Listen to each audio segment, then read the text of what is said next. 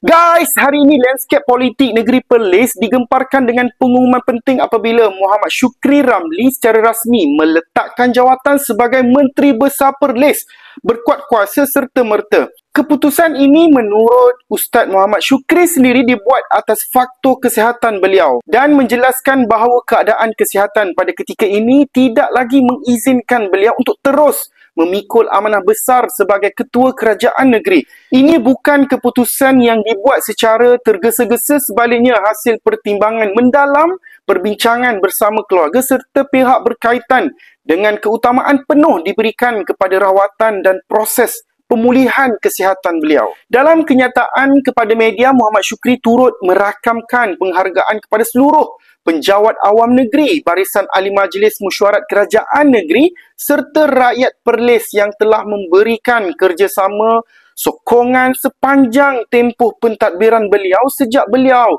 dilantik untuk menerajui kerajaan negeri Perlis. Dari sudut fakta, tempoh kepimpinan beliau berlangsung dalam suasana politik yang mencabar pasca